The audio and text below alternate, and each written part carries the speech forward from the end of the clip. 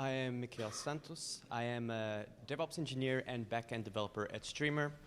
For the past few years, I've been working on data-intensive pipelines and working on researching technologies and tools to bring in to the company, into the team, so that we're able to solve problems and allow developers to do their job the best they can. So today, I want to actually ask a question. Why aren't there more developers building dApps? So last year, blockchain was the technology that got more marketing than any other technology around. As developers, it was nearly impossible for us to talk to friends or family and not have someone ask us, what is Bitcoin, what is blockchain? And that would automatically make us have to research about decentralization, about blockchain, Bitcoin, Ethereum, et cetera, et cetera. But still, if we look around in this room, we still don't have a lot of dApp developers. To answer this question, I would like us to maybe just go back in time a bit, not too far, and look at other technologies and libraries that were popping up in a time that there was something was changing. So we go to the single-page app trend. So this happened kind of in 2012. Steve Jobs says that his platform is not going to support Flash. JavaScript is on the grow.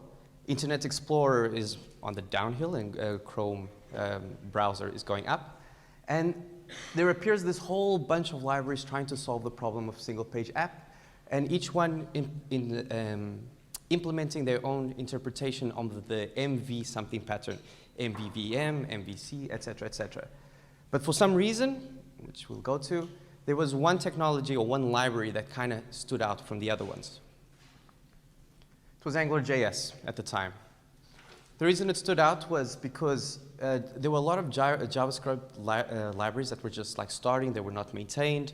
There was a lot of confusion of where the industry was going at the time. And by adding the Google logo there, it gave developers the confidence to go to decision makers and say, hey, this is the path we have to go, so let's drop Flash or whatever we're doing, and let's bring Angular into the mix. Also, it added an extra tool set that would allow the front-end developers to do a better job. If we go a little bit further, the computer revolution. Not long ago, the cloud was just someone else's computer. But there was a lot of also other vendors trying to get in. But once again, there was one vendor that allowed developers to be convinced to trust them more. And that, from what Gartner says, is AWS. What did they do very well? They gave us production use cases. They promised and delivered on giving cheaper services. And that gives, again, team leads and developers arguments to go into their companies and convince the corporation to switch to AWS, to leave their infrastructure and to move to the next step. Another example is the battle of the open source business. So when the cloud revolution happened, the software as a service kind of blew up. And we had a lot of companies then trying to battle, okay, how can we make money? How can we get developers to actually use our services and then actually buy our software as a service or buy our expertise? What they did very well is they had excellent documentation. They integrated very well with other tools. Let me see if I remember. Yeah, the integration. Very easy to start off. You would give it a startup if they had a problem, like, okay, we don't know how to solve this. Open source project, bang, bang, bang, Docker Composer. It was simple, it was very easy. Companies, if a team was like, we want to bring in this technology to try it out, in 1 week they had it up and running and deployed and testing it out already. So that brings me back to my initial question. Why aren't there more developers building dApps? In my opinion, and from a good friend of mine once said, it's because they're all selling companies developing Web 2.0 apps. How can we change this? How can we fix this so that we have more people using all the platforms that everyone here is building? Team leads need clear arguments to bring dApps into their job place. They have to be able to go to decision makers and convince them that things that have negative connotations like dark web, or cryptocurrencies, et cetera, that they are the future for their business and they should get into it right now. So this is the list of kind of what I think that dApps need to get right in the near future to be able to convince companies to get on board as soon as possible. The main ones I would say would be cost benefit, production use cases, great documentation and easy to get started. If you really want to build developer communities, then you have to go to the companies and allow developers to go to their decision makers and convince them to allow them to work on these technologies. And once you start getting into one team, then it's a wildfire and it spreads to other teams.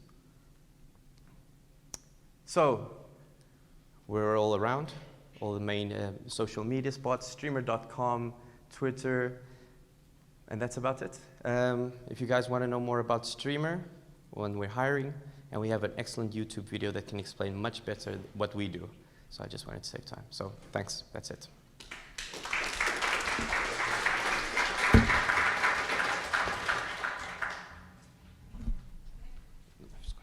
Questions? Questions? Okay.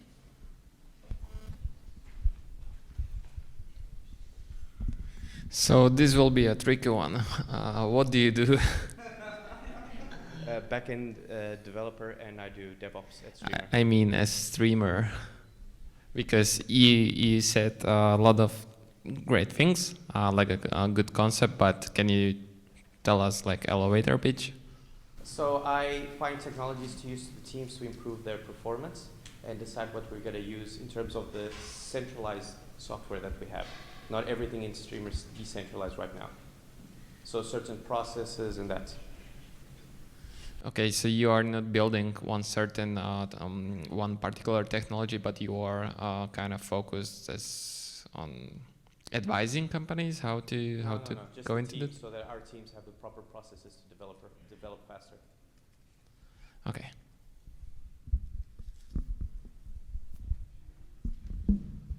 Okay. Yeah, I guess more questions we can ask at the networking part. Mikhael, maybe you go next. Just. Huh? After networking part or now? I don't know. Do we need a break right now? If you tell me. No? Okay. Yeah. Let's just. Thank you. Thank you, Mikhael.